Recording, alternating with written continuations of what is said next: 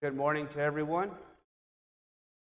Good to see some faces hadn't seen in a while. I can just barely say that now myself.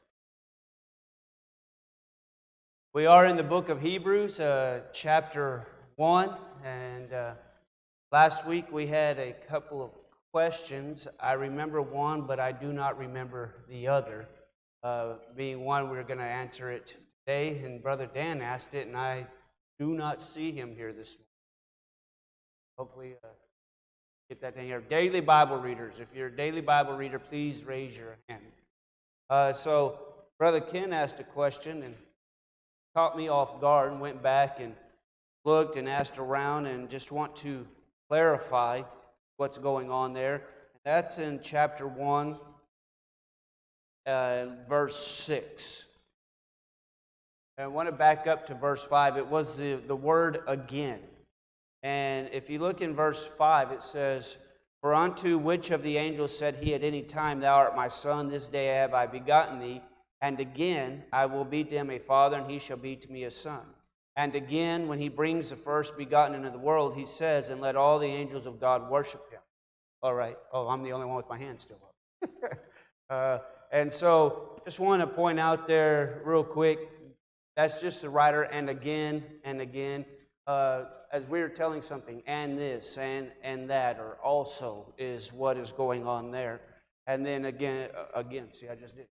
So, we'll answer Brother Dan's question as we cover it here this morning. So, yes, I understand we're in chapter 1. Should be a little bit more, but we'll get it done. All right, in verses 10 through 12, so the writer's establishing why Jesus is superior. Jesus is the Lord who is the eternal creator. So let's pick up. "And thou, Lord, in the beginning hast laid the foundation of the earth, and the heavens are the works of thine hands. They shall perish, but thou remainest, and they all shall wax old as does a garment. And as a vesture or a mantle shalt thou fold them up, and they shall be changed, but thou art the same, and thy years shall not fail." Jesus is the Lord who is the eternal creator. Can everyone hear me okay when I lift? Okay, I think I had my mic too low before, so I want to make sure there. So first of all, this is taken from Psalm 102, verses 25 through 27, and this is what Jesus is Yahweh, or Jesus is Jehovah. Notice this Hebrew writer quoting from the Psalm, he uses a name, this Yahweh, this Jehovah, that God uses to identify himself to Moses in Exodus chapter 3. That's not just the writer, just nonchalantly putting down a name, but there's great significance here in his point proving that Jesus is superior. The Hebrew writer, by inspiration, putting down this psalm, says that what equally applies to Jesus equally applies to God. Now, that would be blaspheming if Jesus was not truly deity. Very important point here, especially if we consider the Jewish Christian audience. So, verse 9, "While the Son is distinct from the Father, he and the Father are also the same." In this chapter, then, we also find evidence relating to the nature of the Godhead. We discussed that a little last week. There is one God, three distinct personalities. And Jehovah, Jesus is not a God. Jesus is not a created being. He is. That's a marked difference between him and the angels. And so as the Son is distinct from the Father, the Son is not the same personality as the Father. Anyone ever heard of the word Trinity? All right. Well, that is not a biblical term. I'm not saying we can't use it. What it does is it conveys what the Bible is providing for us in terms of evidence and nature of the Godhead. In addition, in these verses 10 through 12 of Hebrews 1, Jesus is the eternal creator. Look at verse 10. "In the beginning it was he who created the earth and the heavens." Remember back in verse 2, the latter part of it, the author had already indicated this, and he's stating it once again. We know that other people in the Bible, John, Paul, they professed the same truth, the same eternal truth.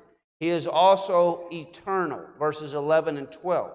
That means he is unchangeable. Look what he says. The heavens and the earth, they're going to perish. They're going to grow old. They're going to be changed.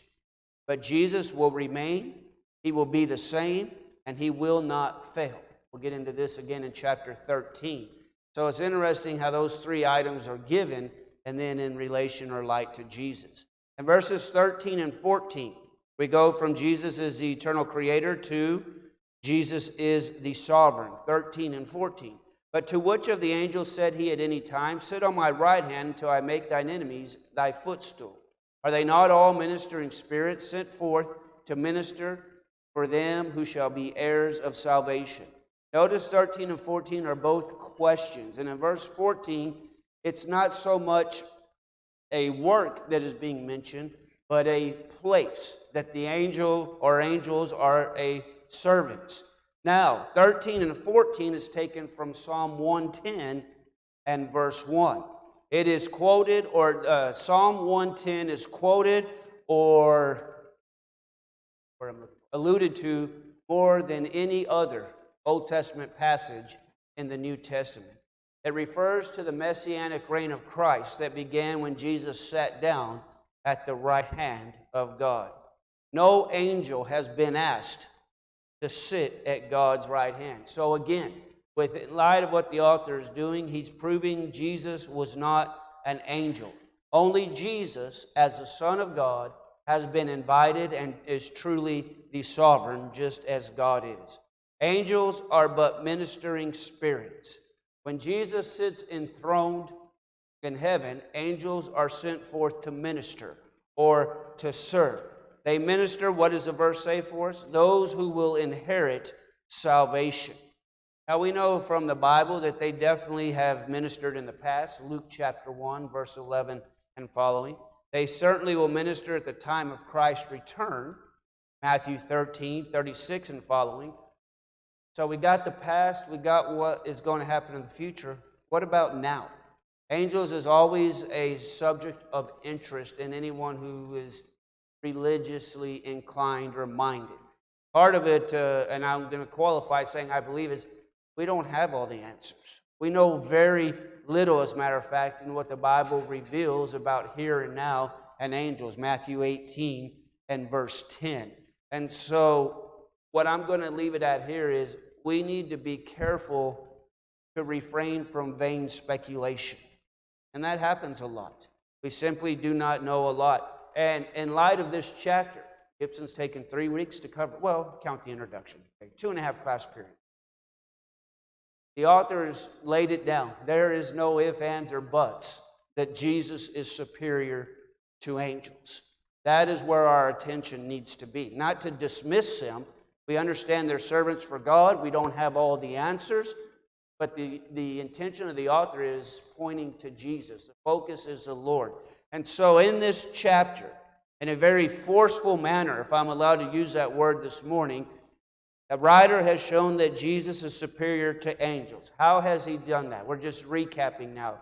Number one, Jesus is the Son. Angels are not.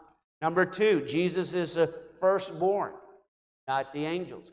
Jesus is God, enthroned and anointed, not the angels. Jesus is the Lord, or Yahweh, as we just went through, who is the eternal creator, not angels who are only created beings. Jesus is the sovereign, reigning at God's right hand.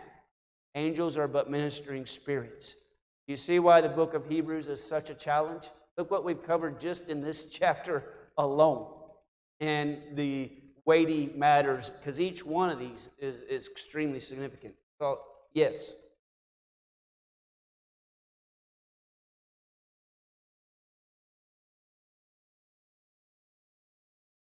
Okay.